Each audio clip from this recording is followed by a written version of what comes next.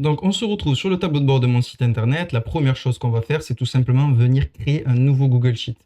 Donc, moi, là, je l'ai fait. Non, c'est pas celui-ci. Je vais le créer maintenant. Voilà, je vais en recréer un nouveau. Hop.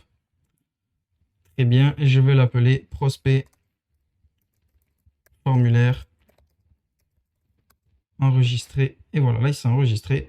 Donc, on va vérifier qu'il s'est bien mis. Mince.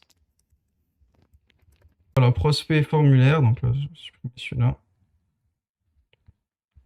Prospect formulaire. Très bien. Du coup, maintenant, ce qu'on va faire, c'est qu'on va aller installer une extension.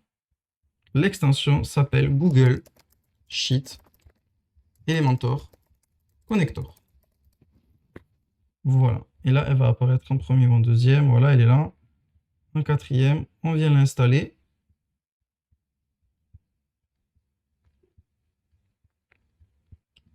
Et on l'active. Très bien. Maintenant, du coup, là, moi, je sais, elle est déjà activée. Là, je viens de la désactiver. Donc voilà, vous êtes comme ça. Ce qu'on va venir faire, c'est tout simplement se connecter avec Google. Voilà, on choisit le bon Gmail. Là, moi, j'ai déjà tout qui est. Donc, vous faites tout sélectionner. On fait continuer.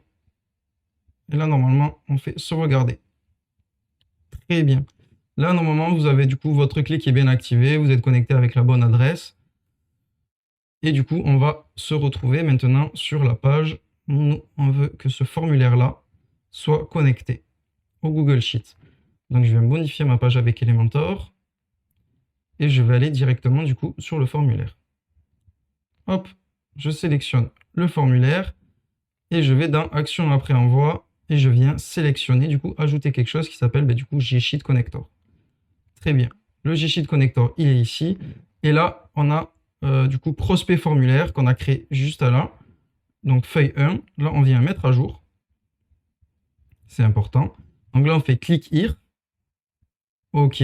Donc là, il vient de récupérer tous les fields. Donc ça, c'est très bien. Voilà. Et là, on fait Spreadshirt Fetching. Là, ça va actualiser Elementor. Et là, ça a mis que c'est successful. Donc ça veut dire que normalement, tout va fonctionner.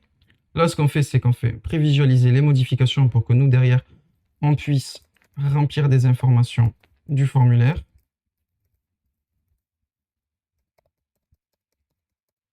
Voilà, et je souhaite reconnaître. Donc, ceci est un test de formulaire. Voilà. On tient. Activer le reCAPTCHA et on envoie notre inscription. Donc là, l'inscription, elle est envoyée.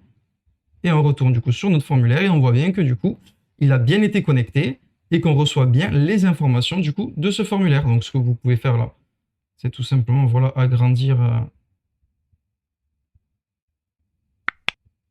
Voilà. Et c'est parfait.